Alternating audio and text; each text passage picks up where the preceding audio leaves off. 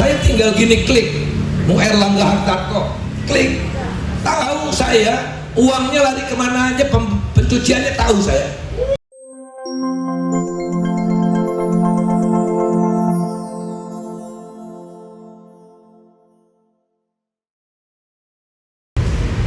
Krisis itu tidak datang tiba-tiba, jadi bertahap gitu ya. Sekarang semutan dulu, habis semutan pegel-pegel, habis pegel-pegel stroke gitu. Nah, stroke itu krisis. Sederhana aja sih. Dulu rupiah 15.000, hari ini 16.430, tapi belum tutup, 6.400 katakanlah.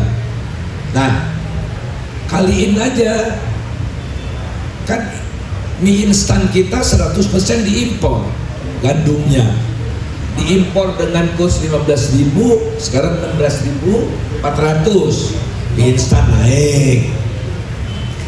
Gula ini tahun lalu kita ngimpornya 5 juta ton, 5 juta ton, kursnya 15.000, kalau 17.000 ya naik kan. Makanya harga gula udah mendekati 20.000, padahal HET nya, harga eceran tertingginya cuma 12.500.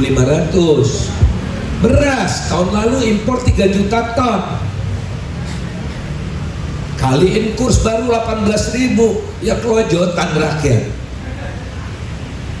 BBM BBM nih gila nih, minyak dan BBM, minyak mentah dan BBM tahun lalu itu kira-kira 1 juta barrel per hari, bukan per tahun. 1 juta barrel per hari. Makanya Pertalite mau dibunuh. Kita nggak boleh lagi beli Pertalite, suruh beli Pertamax. Mampus nggak? Dari 10.000 ke 13.000, sama seperti dulu apa yang dibunuh premium. Jadi, caranya gitu, dibunuh premium keluar Pertalite, dibunuh Pertalite keluar Pertamax, dan mau ada sulap lagi proyek strategis nasional 2 juta hektar perkebunan tebu di Merauke. Insya Allah besok pagi kita akan diskusi di sebelah. Rakyat Papua udah gemeter, ada 2 juta ton. Ini apa nih? Ya, udah pasti kayunya diambil dulu kan, 2 juta hektar. Kayunya kan dibabat dulu. Masya Allah, macam-macam gini. Jangan sampai saudara kita ngamuk ya. Nah, udah sekalian, pemerintah bisa nahan harga, oke, bisa subsidi. Oh, disubsidi, subsidi, uangnya dari mana? Ya enggak ada uangnya. Penerimaan pajaknya turun ya, penerimaan pajaknya tahun ini tidak mencapai target. Kita nggak punya tabungan ya.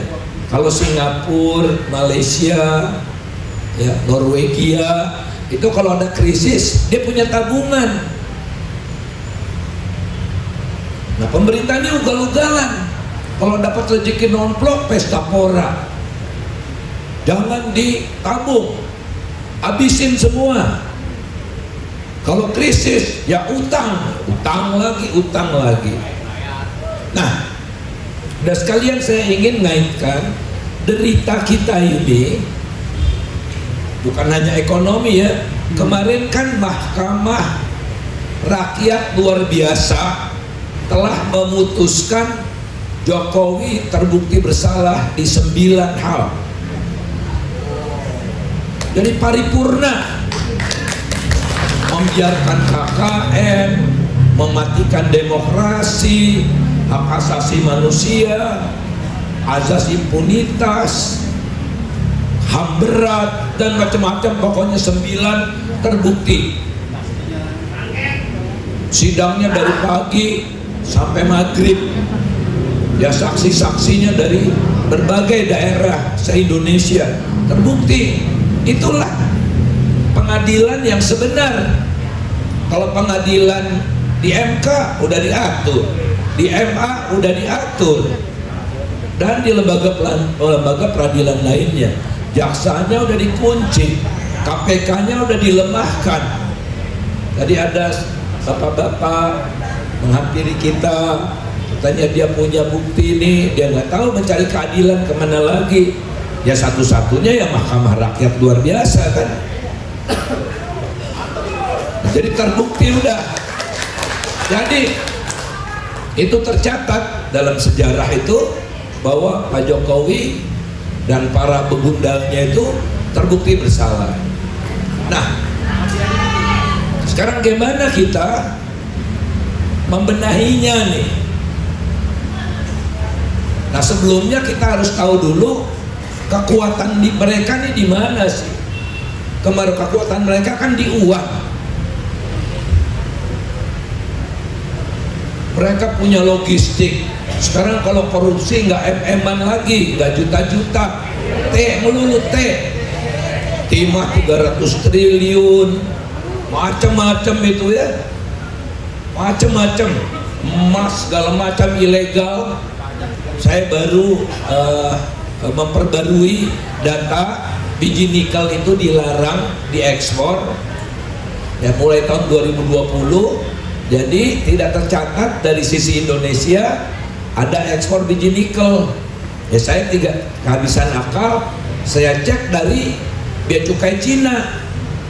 Nah, Bea Cukai China melaporkan dari tahun 2020 sampai 2023 terjadi dia mengimpor biji nikel dari Indonesia 5,6 juta ton. 5,6 juta ton. Masa kagak kelihatan tuh barang? Bukannya moratorium satu? Ya. Bukan moratorium? Iya moratorium. Nyelundup jalan terus. Tahun lalu aja 300.000 ton. Tahun lalu. Nah jadi kita mau ngelapor kemana? Setiap penyakit ada obatnya. Gimana kita gembosi mereka? Bisa, insya Allah. Kita rakyat besar. Kita punya pemikir-pemikir besar. Masa nggak punya solusinya? Potong aja jalur logistiknya. Kempes dia. Memangnya mereka terbebas dari hukum internasional? Di dunia ini ada namanya FATF, Financial Action Task Force. Jadi mudah-mudahan bentar lagi kita lihat nih, saya tinggal gini klik, mau Erlangga Hartarto, klik, tahu saya uangnya lari kemana aja, pencuciannya tahu saya. Mau siapa lagi? Sandiaga Uno, siapa? Tahu saya. Bukan tahu artinya apal ya, tinggal di klik aja. Ada polisi dunia di bawah PBB yang punya kemampuan membekukan harta-harta mereka.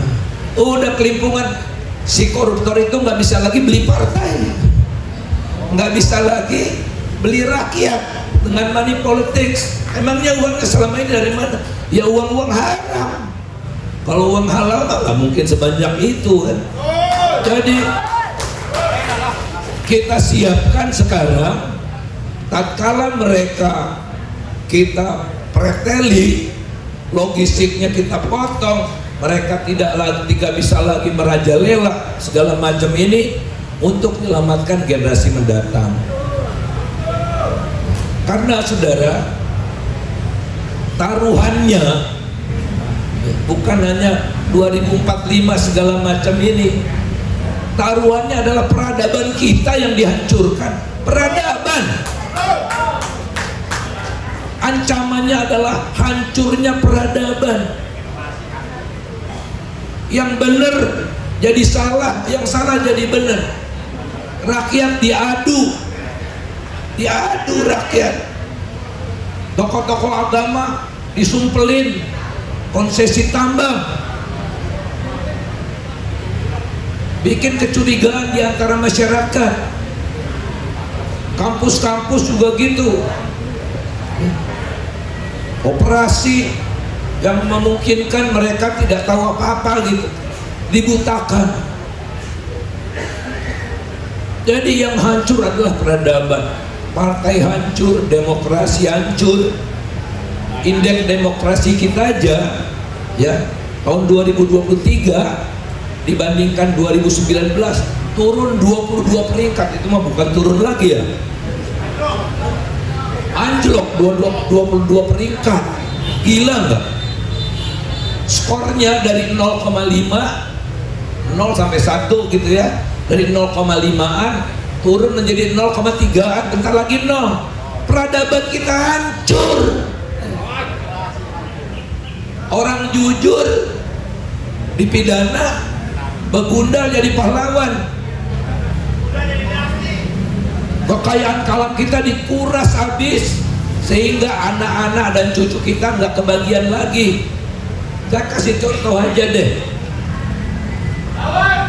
2022 itu pendapatan dari ekspor batu bara dan kawan-kawan, ada batu bara, ada lignin, itu pokoknya keluarga batu bara itu ya, itu 1000 triliun 2022. Kan bumi, air, dan kekayaan tergantung di dalamnya dikuasai oleh negara bagi sebesar-besar kemakmuran rakyat.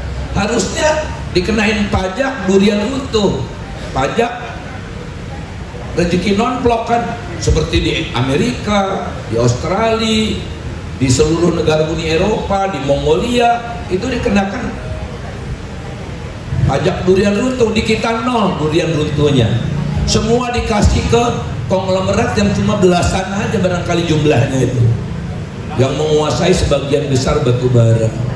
Nah, uang itulah yang merusak peradaban itu. Anak kecil bisa jadi wakil presiden gitu kan.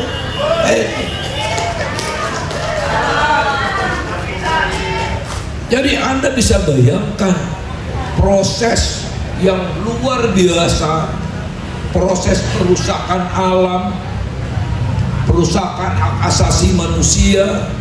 Bentar lagi yang namanya undang-undang ITE bisa menjarakan kita semua. Kita ini makin gak aman. Begini-begini, seperti ini, cara seperti ini udah hampir pasti nggak bisa. Kalau rezim ini ingin diteruskan cara-caranya gitu.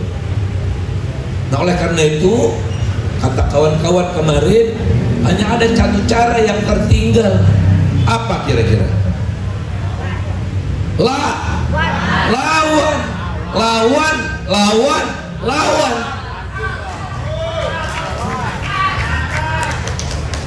Dan saya yakin di tengah kebobrokan ini masih ada segelintir orang yang baik. Di tentara ada, dan nanti ketemu tuh frekuensinya. Tentara, di kejaksaan, di pengadilan ada. Nah, kita bawa betul-betul ke Mahmiluk deh, yang dosanya paling banyak kita kirim aja ke Guantanamo sekaliannya.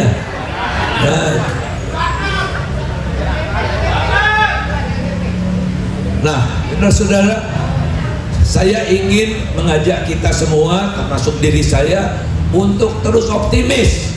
Tidak ada kata putus asa, selalu ada jalan, dan jalan itu akan ada kalau rakyatnya bersatu. Terima kasih.